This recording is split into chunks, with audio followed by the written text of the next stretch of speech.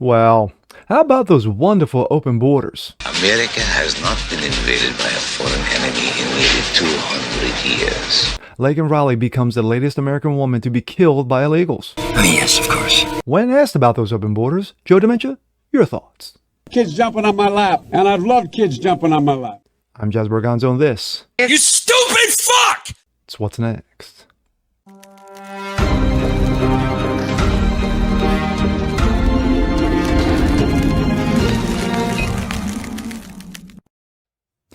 Hey, what's up, everyone? Jazz Berganzo, What's Next, your daily dose. Hope you guys are feeling good today. Of course, it's Monday, new week, same shenanigans, same bullshit, but sadly, we have some new bullshit. 8.5 million. That is the total number of illegals that have flooded over the border. You know, those wonderful open borders since Joe Dementia has taken office since 21. 8.5 million. They've either been bust, flown, or they've ran into the Border Patrol during that time. But these are wonderful people. You know, they just want to come to America to live the American dream. And sadly, in some cases, it's the American nightmare. This coming from Breitbart. The victims of open borders. Laken Riley becomes the latest American woman killed by illegal aliens. Not alleged, fact. And sadly, there were more before her. Laken Hope Riley, the 22-year-old Augusta University nursing student, allegedly killed by illegal aliens released into the U.S., is the latest American woman to fall victim to the federal government's inability, or I just don't give up, ability to enforce immigration law. Laken Riley. February 22nd, Riley went on a morning jog along the University of Georgia's campus in Athens, where she had transferred there in 23. When she did not return, her roommate called the police, who started a search. Riley graduated from the University of Georgia and has started nursing school in Augusta. Riley had been an avid runner since her time in high school when she ran cross country in Woodstock, Georgia. Only hours after Riley left her for a morning run, her body was found in a wooded area near Lake Henrik. Police said Riley's body showed visible injuries. The following day, police arrested 26-year-old Jose Antonio Ibarra, illegal alien from Venezuela. Yes, come on down, lovely Venezuela. Ibarra had first crossed the U.S.-Mexican border in September 22 as part of Joe Dementia's expansive catch and release network, where millions have been released. Ibarra was freed into U.S. Interior with Department and Homeland Security officials citing a lack of detention space to keep him locked up. Yes, that lack of detention. Why is it so filled with illegals? I don't know why. According to DHS sources, Ibarra should have been deported from the U.S. in September 23 when he was arrested in Queens for injuring a child under the age of 17. Instead, thanks to the city's sanctuary policy, Ibarra was released from jail rather than being turned over to Immigration and Customs Enforcement, ICE.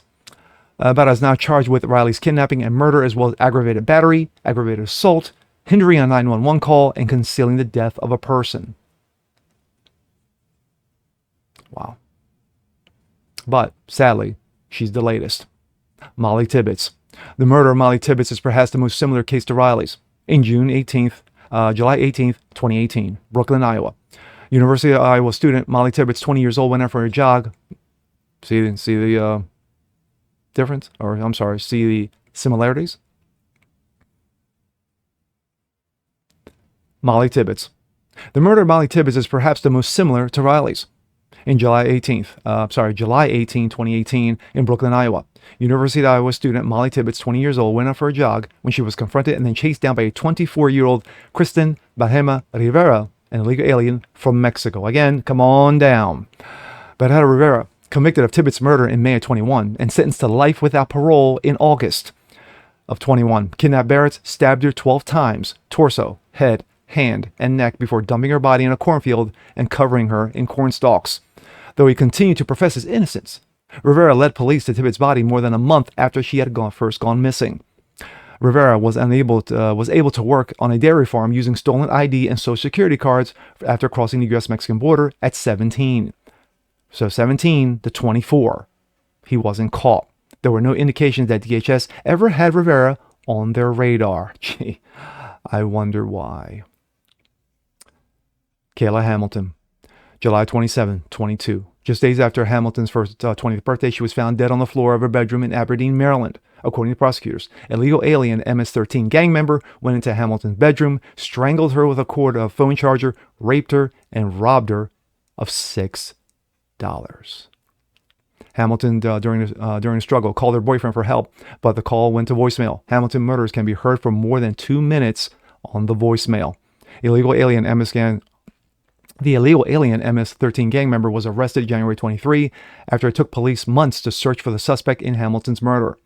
May of 23, a bombshell report released in the House Judiciary Committee revealed that illegal alien MS-13 gang member had been released into U.S. Interior after arriving at the southern border in May of 22, posting an accompanied alien child and claiming to be fleeing gang violence of his native El Salvador. Another come on down. Years before his arrival, though, illegal alien MS gang member was arrested in El Salvador for illicit gang affiliation. After arriving at the border, DHS officials failed to check the gang member for gang tattoos and did not call authorities in El Salvador to check if the criminal record or gang history. Again, I wonder why. The illegal alien affiliation with MS-13 gang was discovered after Hamilton's murder by the Aberdeen Police Department, not DHS. It was the local police department, not DHS, that was able to put the pieces together. That's sad. To discover the affiliation, police officers simply called authorities in El Salvador. All they had to do was pick up a phone and make a call. Angel Mom Tommy Nobles is now suing DHS and Department of Health and Human Services with a $100 million wrongful death suit for agencies releasing the illegal alien into the U.S. only months before her daughter's death. Kate Steinle. The case of Kate Steinle has become synonymous with damaged illegal immigration and can often inflict on American families. July 1st, 2015, 32-year-old Kate Steinle was shot and killed while walking along Pier 14 in San Francisco with her father. The man who fired the gunshot ultimately killed Steinle was a 7-time convicted. 7 times. Convicted felon with a 5-time deported illegal alien named Jose Garcia Zarate. After shooting Steinle, Zarate was caught on surveillance footage filming the scene. Only days after the shooting, Zarate admitted in a television interview to shooting Steinle and said he had chosen San Francisco to reside because of the city's fierce sanctuary city policies. Lovely California. As well as California's sanctuary state law. In April 2015, following an arrest for drug charges, Zarate was released by local police in San Francisco despite ICE agents requesting custody of him so they could deport him. Less than 4 months later, Zarate shot Steinle, causing her death. On November 30th, 2017, Zarate was found not guilty, yes, of murdering Steinle. Zarate is facing charges in Texas for re-entering the U.S. illegally numerous times. So much for being here. I want to get your reaction to what we have learned about the suspect, but while we talk, I want to put up again the list of charges that this man is accused of doing to this young woman. Again, Mr. Swecker, your thoughts on the suspect?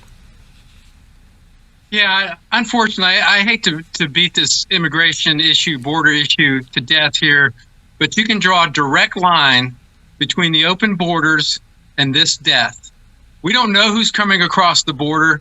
This young man didn't just spontaneously combust into being a criminal overnight. This is someone who has committed crimes before. He's committed crimes in the United States, as a matter of fact. But we have no way of vetting these people, whether he was a gotaway or whether he was actually processed, and it sounds like he was. He was paroled into the country. We can't talk to Venezuela.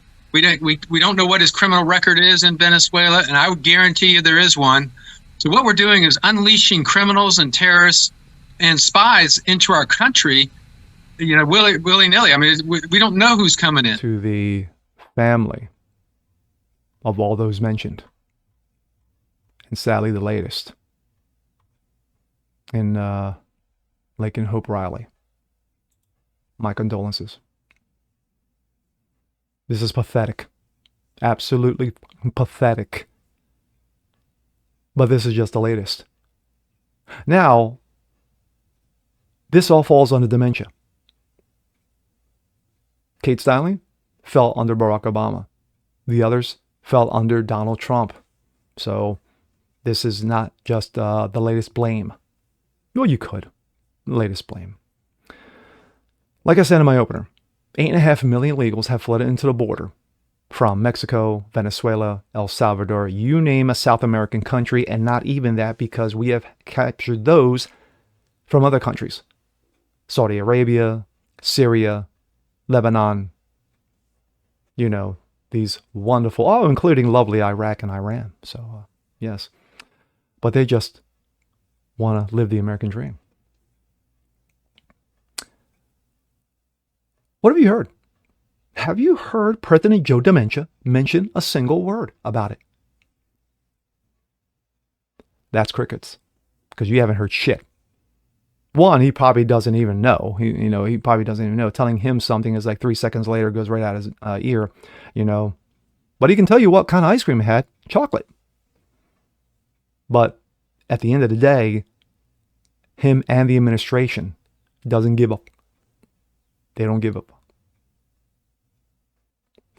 The former DHS official, head of DHS, I forget his name because I really don't give at this point, was finally impeached after a first failed attempt.